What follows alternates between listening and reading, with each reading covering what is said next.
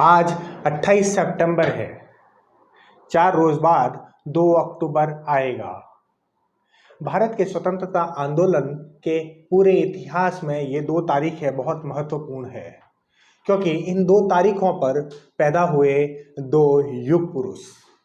2 अक्टूबर को राष्ट्रपिता महात्मा गांधी का जन्म दिवस आता है, तो 28 सितंबर को भारत माता के सबसे बड़े सपूत, सबसे बड़े लाल भगत सिंह का जन्मदिन आता है। इन दोनों के बगैर भारत का स्वतंत्रता आंदोलन की पूरा इतिहास अधूरा है।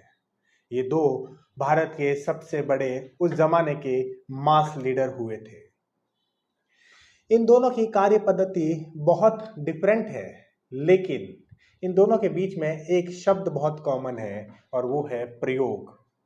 महात्मा गांधी के पूरे जीवन को हम सत्य के विभिन्न प्रयोगों के रूप में जान सकते हैं, तो फिर हम भगत सिंह के पूरे छोटे से जीवन काल को क्रांति के विभिन्न प्रयोगों के रूप में कह सकते हैं। जी हाँ दोस्तों, सरदार भगत सिंह ने अपने छोटे से जीवन काल में क्रांति कैसे की जा सकती है उसके बहुत सारे प्रयोग किए, जिसमें अहिंसा को एक कदम आगे बढ़ाते हुए, आत्मरक्षा की बात करते हुए सॉन्डर्स की हत्या करना हो, या बिना केमिकल और शार्पनर्स के और खाली जगह पर संसद में बम विस्फोट कर अपनी गिरफ्तारी देकर सरकार के ही प्लेटफॉर्म का प्रयोग कर अपने लोगों तक अपने विचार और बात पहुंचाने की तरकीब हो। इसी तरह से सरदार भगत सिंह ने कई प्रयोग किए क्रांति के, जिसमें एक प्रयोग गांधी के सत्याग्रह का भी था। जी हाँ दोस्तों, सरदार भगत सिंह ने अपने जीवन में सत्याग्रह का भी प्रयोग किया था, जिसके बारे में उन्होंने अपनी लिखी किताब जेल डायरी और एक आर्टिकल बम का दर्शन, इसमें भी इसके बारे में खुलकर बात की है। आप सब जानते ही होंगे कि सरदार भगत सिंह ने जेल में रहते हुए 116 दिन की भूख हड़ताल की थी। उस भूख हड़ताल को सरदार भगत सिंह ने सत्याग्रह का प्रयोग बताया था और उस प्रयोग में शहीद हो गया भगत सिंह का ही एक साथी, उसका परम मित्र और भगत सिंह का गुरु, जिसे भगत सिंह मास्टर जी कहते थे। आज हम उस शहीद की बात करेंगे। भगत सिंह के जन्मदिन पर भगत सिंह के उस सत्याग्रह के प्रयोग में शहीद हुए उस व्यक्ति की बात करेंगे, उस क्रांतिकारी की बात करेंगे जिसे भगत सिंह मास्टर जी कहते थे। मास्टर जी क्यों कहते थे ये भी हम बताएंगे और इस सत्याग्रह के प्रयोग की पूरी कहानी बताएंगे। पहले बताते हैं उस शहीद का नाम। उस शहीद का नाम था यतीन्द्रनाथ दास। जतिंदा, सभी कहते थे जतिंदा और मास्टर जी। जतिंदा जेल में रहते हुए उस 116 दिन की भूख हड़ताल में 63 दिन भूख हड़ताल करते हुए शहीद हो गए थे। लेकिन वास्तव में अगर इस कहानी को जाना जाए तो वो शहीद नहीं हुए, वो मर्डर था अंग्रेजी सरकार के द्वारा। कैसे था पूरी बात हम बताएंगे। पहले यतीन्द्रनाथ दास का एक संक्षिप्त परिचय दे देते हैं। 27 अक्टूबर 1904 को कोलकाता में पैदा हुए यतीन्द्रनाथ दास सन 1920-21 में महात्मा गांधी द्वारा चलाए गए असहयोग आंदोलन में उन्होंने सक्रिय भूमिका निभाई थी और उसमें कई बार जेल भी गए थे। जब असहयोग आंदोलन समाप्त हो गया तो उन्होंने अपनी बीए की स्टडी वापस कंटिन्यू की और उसके साथ साथ एचआरए के क्रांतिकारी सचिंद्रनाथ सान्याल, राम प्रसाद बिस्मिल, अशफाक उल्लाह खां, चंद्रशेखर आजाद, इन जैसे क्रांतिकारियों के साथ क्रांतिकारी गतिविधियों में आगे बढ़ते गए। 1925 के अंदर जब काकोरी कांड हुआ था 9 अगस्त को, तो काकोरी कांड के बाद में कई गिरफ्तारियां हुई थी।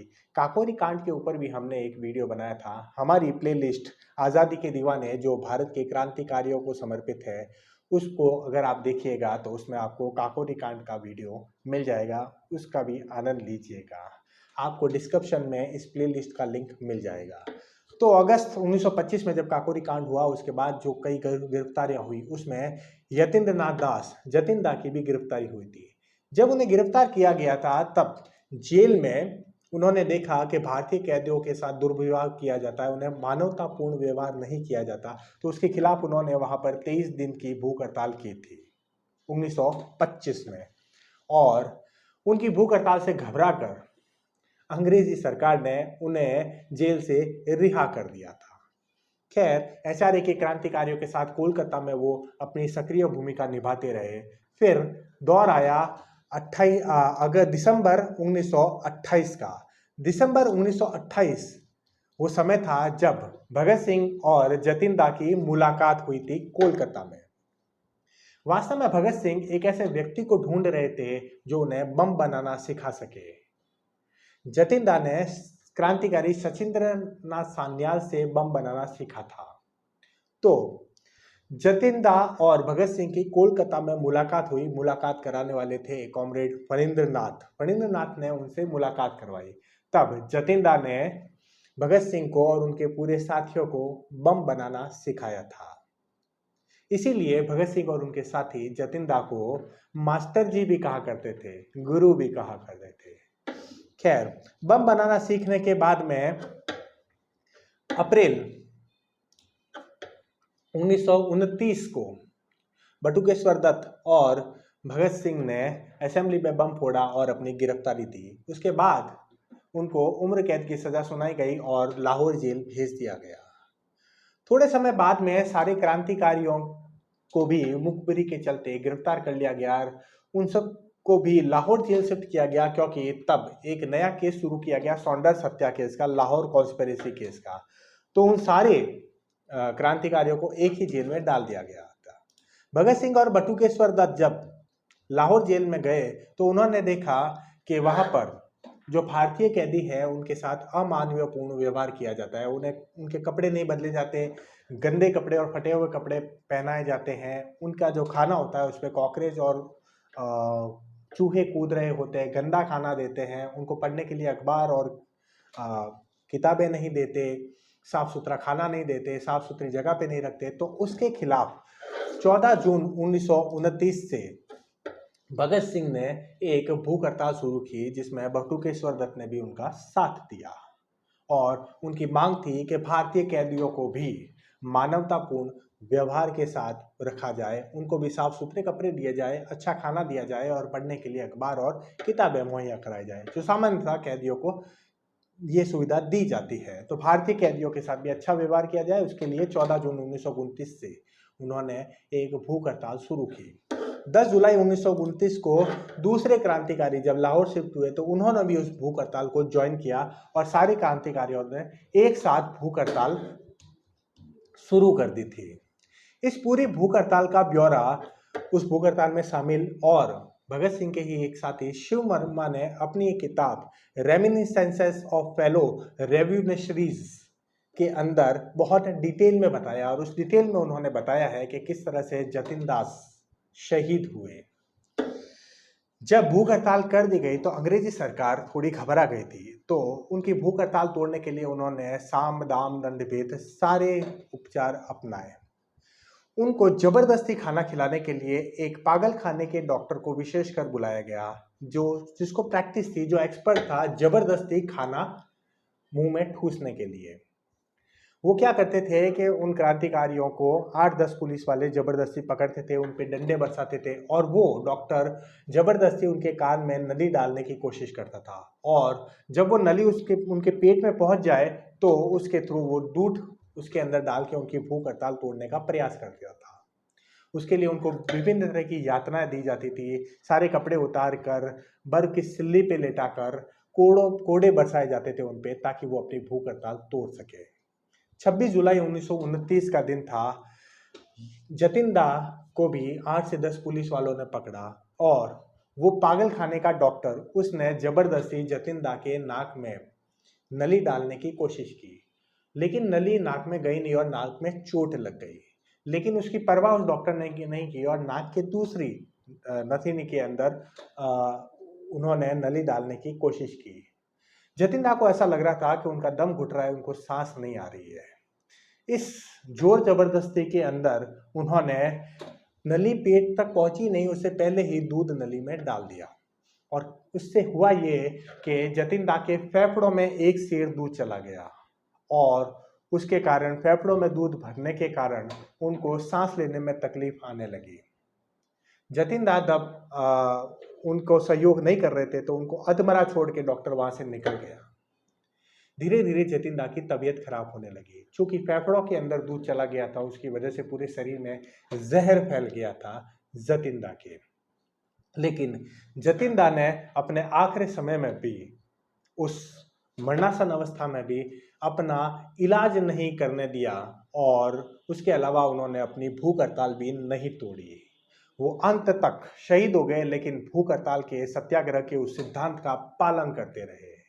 एक समय ऐसा भी आया जब डॉक्टरों ने ये सोचा कि एनीमा लगा के उनके शरीर के अंदर का जहर बाहर निकाला जाए, तो उन्होंने उसके लिए भी उसको मना कर दिया। लेकिन भगत सिंह के आग्रह करने पर उन्होंने कम से कम एनीमा लगाने के लिए वो राजी हो गए। लेकिन उसके बावजूद भी उन्होंने न कोई इंजेक्शन लिया, न कोई दवाई ली और न ही उन्होंने अपनी भूख हड़ताल बोली। आखिरी दम तक वो भूख हड़ताल के सिद्धांत पर डटे रहे। आखिरकार वो निर्मम दिन आया 13 सितंबर 1929 का। 63 दिन हो चुके थे जतिन दास की भूख हड़ताल को, और 16वें दिन के बाद से ही जतिन दास की तबीयत बिगड़नी शुरू हो चुकी थी। तो बहुत दिन हो गए थे जतिन दास की तबीयत बिगड़ते, करीब 2 महीने के आसपास हो गए थे। और दोपहर को 1:10 पर जतिन दास ने आखिरी सांस ली और वो शहीद हो गए। वास्तव में जब जतिन दास शहीद हुए तो अंग्रेजी सरकार घबरा गई और अंग्रेजी सरकार ने आखिरकार ये सोचना शुरू किया कि इन क्रांतिकारियों की मांगे मान ली जाए। और आखिरकार 5 अक्टूबर 1929 को भगत सिंह के उस सत्याग्रह के प्रयोग की जीत हुई और अंग्रेजी सरकार ने भगत सिंह और उनके साथियों को सामने घुटने टेक दिए और भगत सिंह की सारी मांगों को मान लिया गया।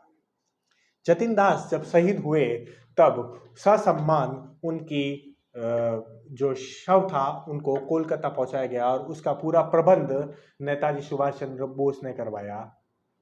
जेल से लाहौर रेलवे स्टेशन तक उनकी यात्रा का नेतृत्व किया दुर्गा देवी वोहरा ने। दुर्गा देवी वोहरा पे भी आज़ादी के दीवाने प्लेलिस्ट में हमने एक वीडियो बनाया था, भगत सिंह की नकली बीवी, उसको भी जरूर देखिएगा किया। वो भी बहुत महान क्रांतिकारी थी। खैर, लाहौर स्टेशन से कोलकाता स्टेशन के बीच हर स्टेशन पर लोगों की भीड़ उनके अंतिम दर्शन के लिए उमड़ी। कमला नेहरू तक वहां पर पहुंची, मोतीलाल नेहरू भी उनके अंतिम दर्शन के लिए वहां पर इलाहाबाद स्टेशन पे पहुंचे थे। और कोलकाता स्टेशन पर जब जतिन दास का शव लाया गया तो खुद नेताजी सुभाष चंद्र बोस उन्हें रिसीव करने गए 50,000 लोगों के साथ। कहते हैं 5 लाख लोग उनके अंतिम यात्रा में शामिल हुए थे। और जतिन दास की जो शहादत थी उसकी वजह से ही अंग्रेजी सरकार घबरा गई थी और भगत सिंह की मांगों के सामने उन्होंने घुटने टेके। अपनी आखिरी सांस तक आज़ादी के लिए लड़ते रहे शहीद यतीन्द्र दास नाथ, जिन्हें भगत सिंह मास्टर जी कहते थे। जतिन दास शहीद हो गए, लेकिन उनका सपना पूरा हुआ उनकी देहांत के 18 साल बाद 1947 में। आज हम आज़ाद भारत की आबा हवा में सांस ले रहे हैं तो उन सारे क्रांतिकारियों की वजह से। इसलिए दोस्तों, आज़ादी में की हवा में सांस लेते समय हर वक्त उन लोगों को भी धन्यवाद देना ज़रूरी है। और आज लॉजिशियन आंसू HRA के सारे क्रांतिकारियों को सलाम करते हैं। जय हिंद, जय भारत।